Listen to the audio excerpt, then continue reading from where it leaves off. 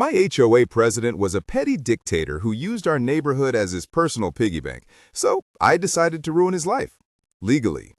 His name was Todd, and he loved power more than anything. He'd fine people $200 for leaving their trash cans out 1 minute past 9 a.m. Yet his own yard was a disaster of unpermitted structures and a fence that violated city code.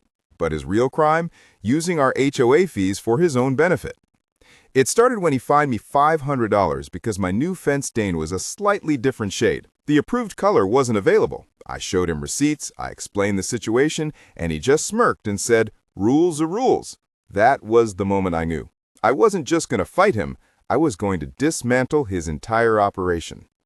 Part 1. The Infiltration. Todd's first mistake was thinking I was just another angry homeowner. I volunteered for the HOA board, pretending to be an eager newbie who just wanted to get involved. For 2 years, I was the perfect soldier. I went to every meeting, took meticulous notes, and watched how he worked. He bullied other members, buried them in paperwork, and pushed through votes when only his cronies were present. I stayed quiet, gathered information, and waited for my moment. Part 2. The Paper Trail. Todd loved to brag about his financial management, but it never made sense. Our fees were sky high, yet the community pool was always closed for maintenance and the landscaping was a mess. As a board member, I formally requested the financial records. He laughed it off. I filed an official request, which he was legally required to fulfill. He ignored it. So I started talking to my neighbors. It turned out dozens of people had asked for the budget over the years and then shut down. One person saw Todd using HOA funds for his new patio. Another saw his kids using the closed pool. Armed with these stories, I forced the issue, and he finally had to hand over the documents. Part 3. The Smoking Gun.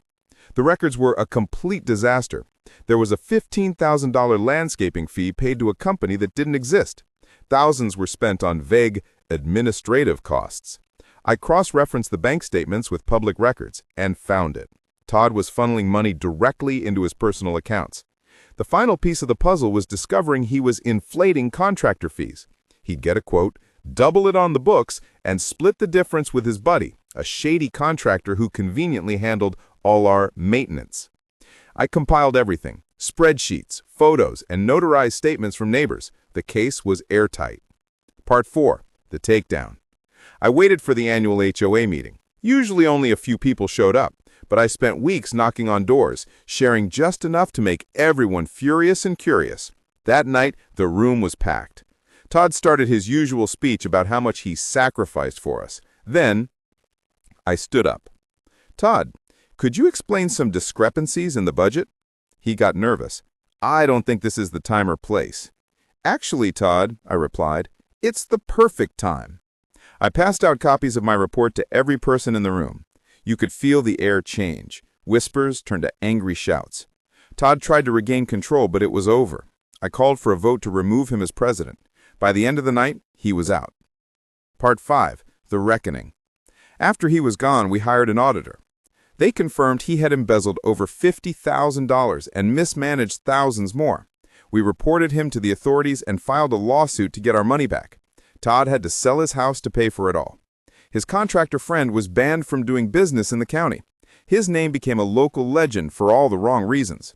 Today, our neighborhood is thriving. The pool is open all summer, the grounds are beautiful, and our fees are lower. And Todd, well, I heard he moved to a town nearby and tried to join their HOA board. They laughed him out of the room after a quick Google search of his name.